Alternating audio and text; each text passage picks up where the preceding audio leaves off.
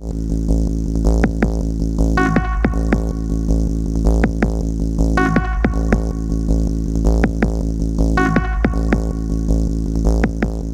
everybody, I'm Philip. And I'm Justin. And together we are Pajamas. And we are taking another step into season 4 of Doctor Who. The last episode was a doozy. Yes. So many questions. So many things happened. Mm-hmm. We saw the return of Oi Slap, aka Donna. We saw the return of She Who Shall Not Be Named in some capacity. If this is going to continue to be something that occurs in future episodes, I do not hold myself accountable for my reactions to said things. A dead horse can only be beaten if the dead horse is presented to you to be beaten. I'm still wondering how it's even possible. The Doctor said himself that they are separated forever. I have some theories, but we'll see how it plays out. So yeah, I think that's about it really for this intro. As we take our next journey into season 4, a season that has a lot of hype behind it, which is why I'm so excited about it. I'm very curious because season 3 was very strong. So people don't seem to rate season 3 as much. So who knows? We may not like season 4, which will make for some very interesting conversations in the comments and some very angry shit posting from my detractors, of which might be multiplying. We'll see. But until then, let's start this. Without further ado, let's get into it.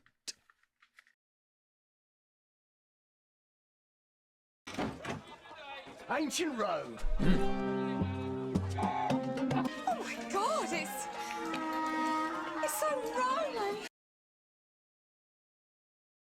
A sign over there, it's in English. Are you having me on? Are we in it? No, that's the TARDIS translation circus. Just makes it look like English. Speech as well. Me no a speak a Celtic. No can do missing. Oh, your clothes look a bit odd. Yeah. Ancient Rome, anything goes. Which bit is this? Pompeii. We're in Pompeii. Well, at least he was close. It's a Roman city. Yeah.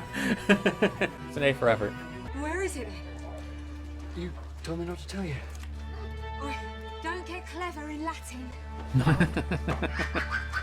You apologise to the household gods. Get off. Apologise right now. The gods are always watching. Plenty of time. We get everyone out easy. Yeah, except we're not going to. But that's what you do. You're the doctor. You save people. Heed my words. I predict a future. Who are you? I am Spartacus. And so am I. Mr. and Mrs. Spartacus. Oh, no, we're not married. Listen, I don't know what sort of kids you've been flying around with in outer space, but you're not telling me to shut up. Moment of revelation. And here it is, exactly as you've specified. The augur is paid by the city to tell the future. The wind will blow from the west, that's the equivalent of the 10 o'clock news. They're laughing at us. Nice. The prophecies of women are limited and dull. Only the menfolk have the capacity for true perception. Doctor, that's your name. How did you know that? And you call yourself noble. No. I reckon you've been out soothsayed. Is that so? Man from Gallifrey. Doctor, she is returning.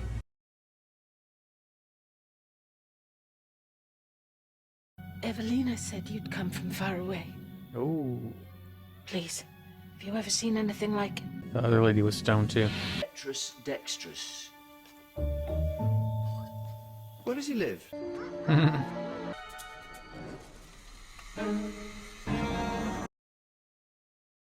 What do you think? Perfect. You've got to leave Pompeii. This is false prophecy. He's Jeremy.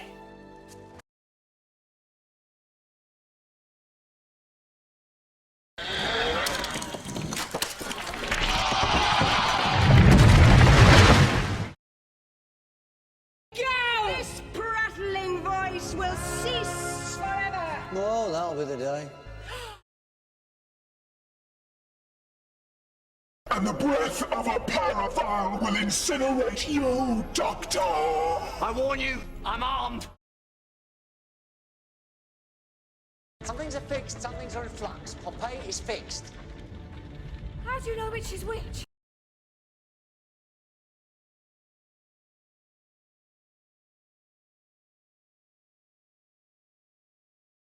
Yeah, I should warn you, it's 70% water out there. Water can boil! The Paraval's stealing all its power. They're going to use it to take over the world. You can't just leave them! Don't you think I've done enough? You've got to go back! Doctor, I'm telling you, take this thing!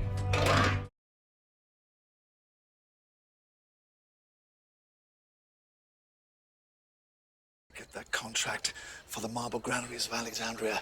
We'll be rich, you'll see. Thank you, household gods. Thank you for everything.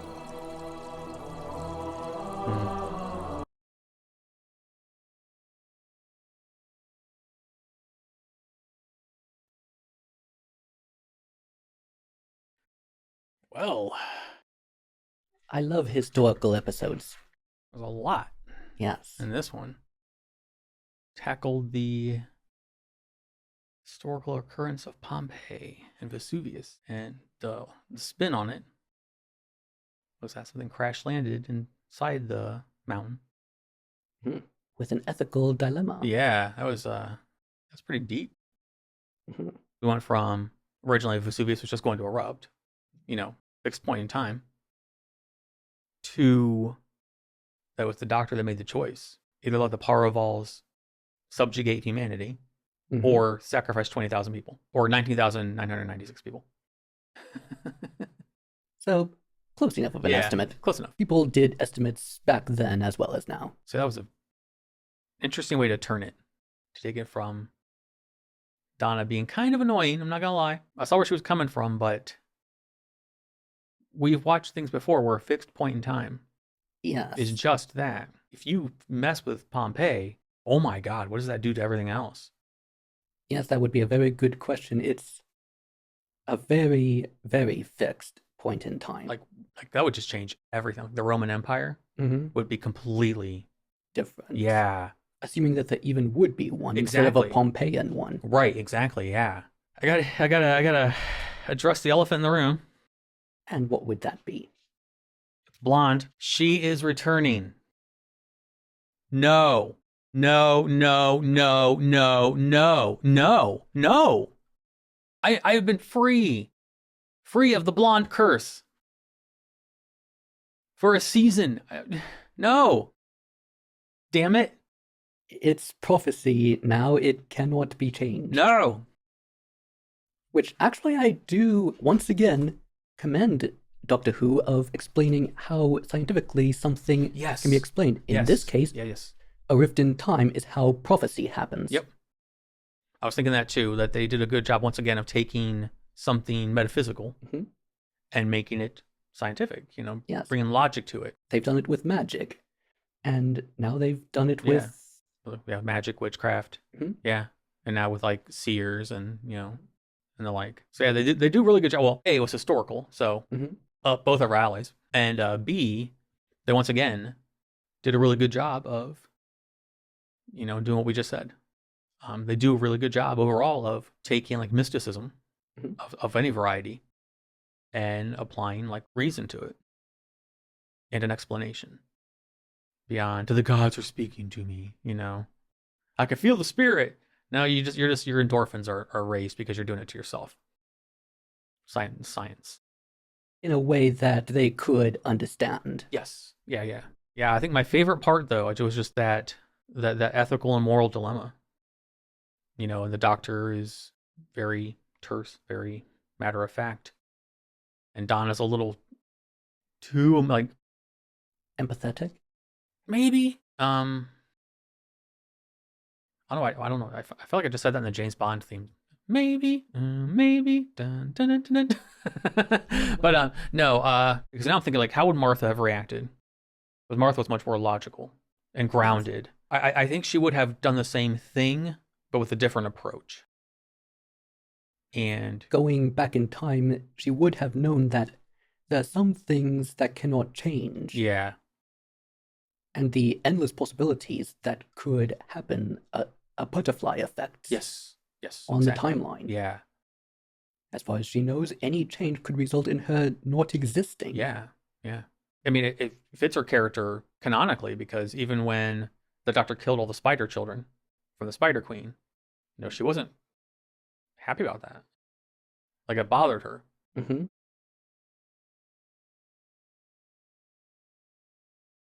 So anytime the Doctor got, like when they let the little fat children live in the last episode, he isn't completely 100% stoic.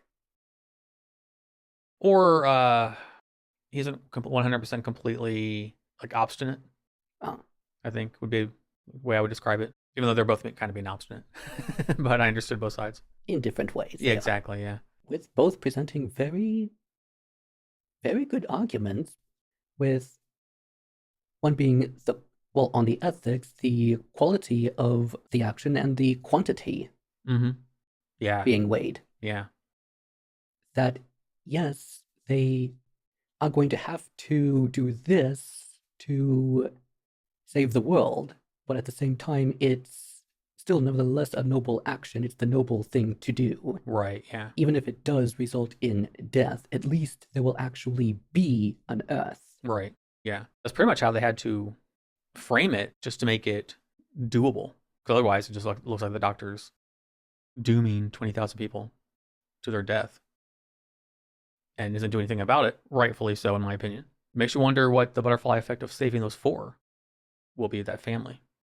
Yeah, apparently it turned into the deification of the Doctor. And this is a Roman culture, and deification of people, it was done. Yeah, that's Emperor true. Augustus was deified. That's true, yeah. It would make sense that they would, considering what happened and yes, their magic machine and whatnot.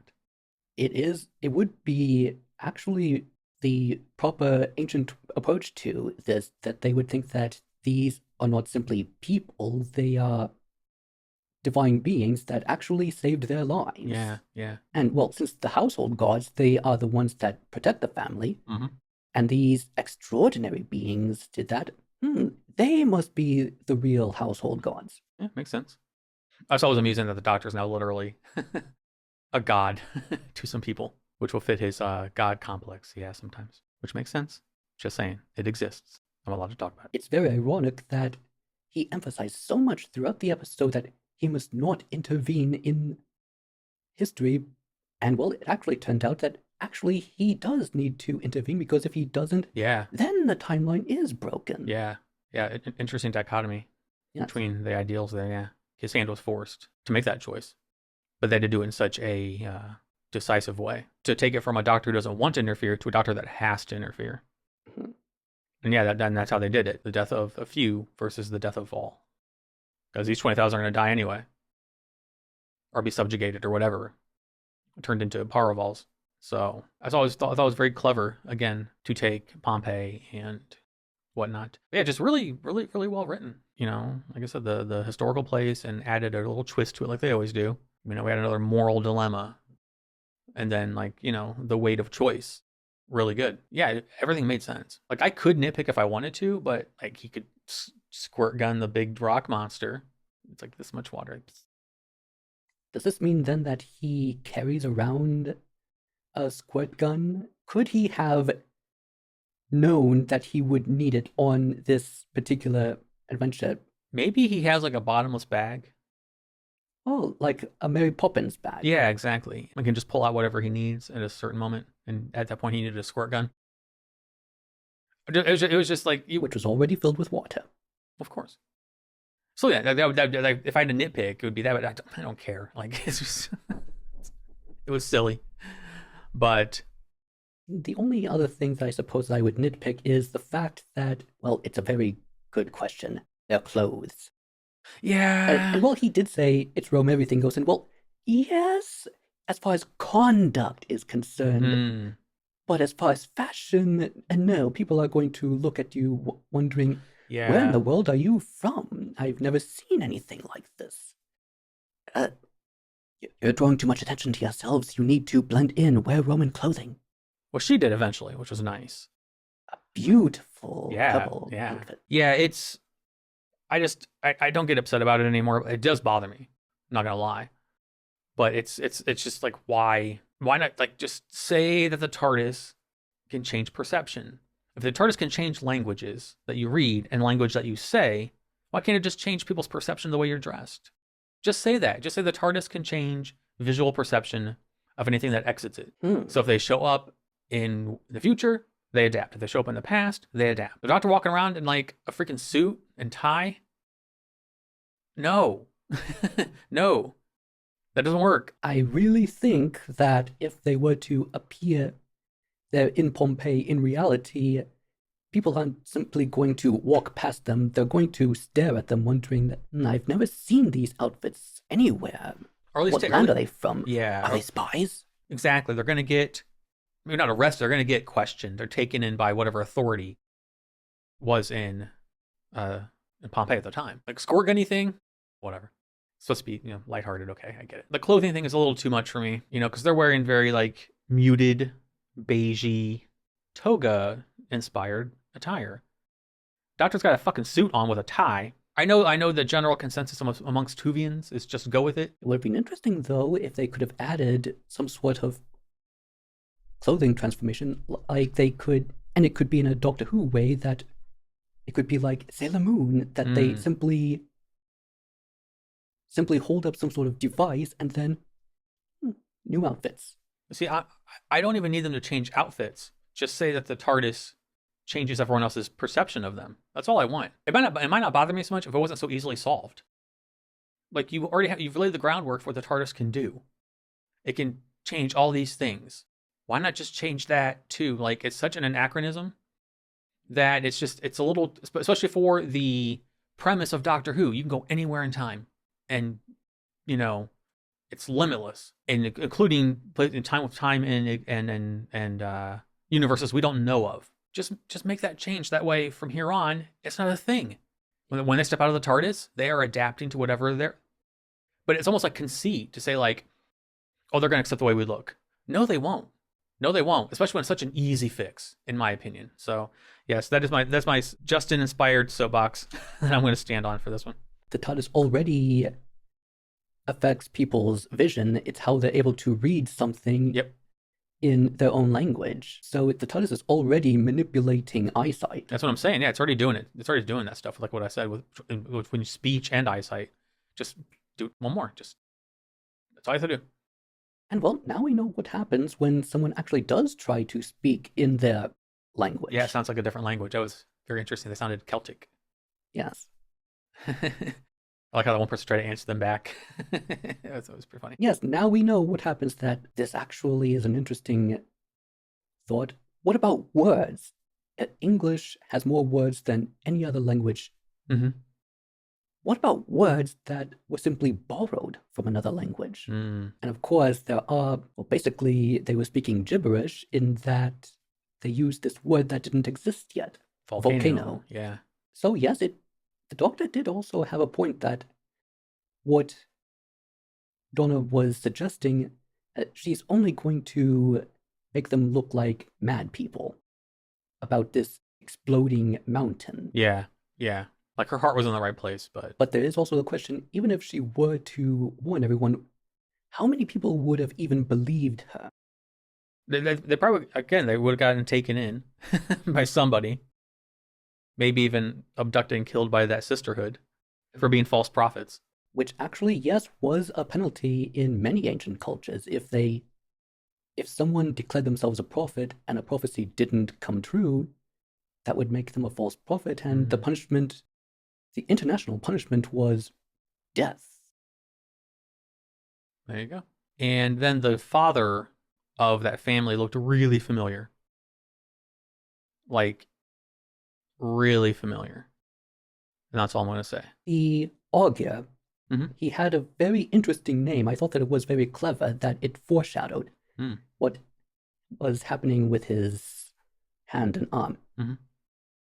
Lucius Petrus Dextrus. Okay. Foreshadowing that he had a stone hand. There you go. I didn't pick up on that. Yes, Petrus of petrified stone. dexterity. Mm-hmm. Yeah. I thought that was clever. Yeah. Another nice little tidbit in the writing that, yeah, a little nugget there. I like that. Let's go to the notes. Go to the notes. All right, let's go to the notes.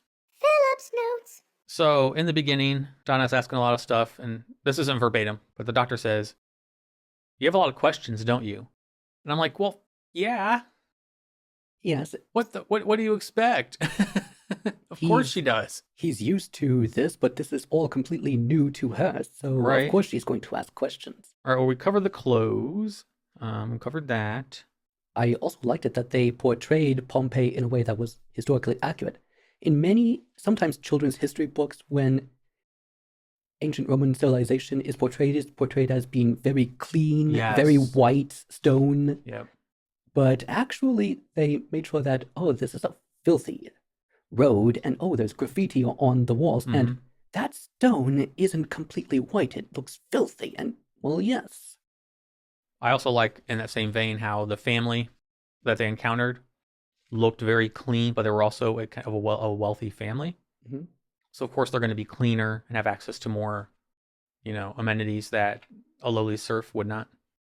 Indeed, which is what the majority of the population, actually anywhere, was. I thought that it was interesting that the Powervals had that blue box prophecy. I like that back and forth that the Doctor and Donna had when they were debating about telling the citizens of Pompeii. And he goes, "Doctor, Time Lord, yeah. Donna, human, no." It was really funny to me. And then my issue's acting up, so this might be hard for me to say. But I don't know what kind of kids you've been flying around with, but you don't tell me to shut up. And I was like, ooh, I don't know what kind of kids you've been flying around with. Sassiness. Yeah, she's really kind of aggressive when it comes to Rose and Martha. I noticed it in the last one when she was kind of making fun of Martha. I kept it in. I think if I was allowed to. Who knows what the BBC will let me do? Trusting Martha, But then she said some negative things where we were supposed to like. And then, yeah, I guess almost like she sees the Doctor as someone that is predatory on young women. No, just kidding. But she would probably look at that and be like, "You've been traveling with these children. Now you have a grown ass woman." And they're grown women too. So I'm talking about Donna's perspective. Don't at me. You're gonna anyway, but don't. I thought it was a funny,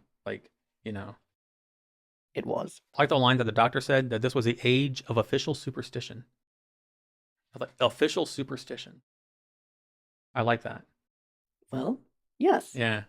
In the ancient world, religion and politics, they were intertwined like yarn. Mm. And so the words of the augur is going to have as much weight as the ruler, which does bring some interesting conflicts that also went back to ancient times of who is the more authoritative voice, the high priest or the king? And well, yes, they could have their own arguments, and they did sometimes have conflicts and arguments with each other. If you played Warcraft, kind of reminds me of the Zondalari tribe, where they have the chief, the king. I think it's King Rastakhan, I think his name is. But then his right-hand man is the high priest. And then some stuff goes down. But I won't spoil anything if you haven't played it. She's returning. No, she's not. Moving on. I like the line by the daughter when she said, "Even the name Doctor is false. Your real name is hidden." I like that whole scene when he says something like child of Gallifrey or something like that. He just mentioned Gallifrey and we're just like, whoa. Holy shit. Yes, these aren't simply vague prophecies that could be interpreted in many different ways, like paying a fortune teller to tell the future. No, these are very specific prophecies. Yeah, they saw Donna's last name, Donna Noble. Yeah, a really cool scene. It was kind of like, what the hell's going on? Wow. And from London. Yes. My next set of notes are just stuff we've already talked about. Pompeii versus the world. Yes, either way, it is a good point. Either way, regardless of what decision is made, they're going to die. Yeah. And then at the end there, where the TARDIS is on top of the thing, and they're watching Pompeii just burn, get engulfed by Vesuvius. I was like, you have no home. You're on this hillside. Good luck. Goodbye. Somehow they made their way to Rome. So good. I was wondering where they were, like, what? How far away is Rome from Pompeii? Did they just walk there? It actually isn't too far. They're both on the Italian peninsula. Mm. And of course, he was a person of status, so he could have used that. True. But could you prove that if all your stuff is gone? Like your status is gone. Yeah. I would like to have seen that, like the adventure from them from on the hillside to Rome. I thought we were going to foreshadow something else there when they were talking about the scarab and the thing he made and the Egyptian stuff. I was like, ooh. But no, it was just that they're gods, they're household gods, which makes sense. It's fine. And then everything else in here are from my patrons over on Patreon. Very, very, very solid episode. Indeed, I loved it. Yeah, it was very good. Very interesting, as always. Way to take something from the past and reshape it. This is right up your alley. Like, you're a huge history buff, so this was definitely made for you, as most of them are. But this was like especially like, whoa. Yes, it's not only historical, but something closer to my specialty, which is ancient history. Mm-hmm. Exactly. Yep. So it's always cool to hear your perspective, especially on the inaccuracies and accuracies of everything. Oh yes, I remember in school when they had textbooks that would show this very pristine Rome of how very pristine it was. And well, the reason why is because that's how they wanted to be remembered, not because of that's how it actually looked. Mm-hmm. Because yes, there was graffiti, yes, the roads were filthy and there's soot on the stone, things like that. Yeah. Anything else you'd like to add? Alrighty. Well, it's going to wrap this one up. As always, I don't have a fancy outro, so I'll simply say thank you for watching, and we will see you in the next one. Until then.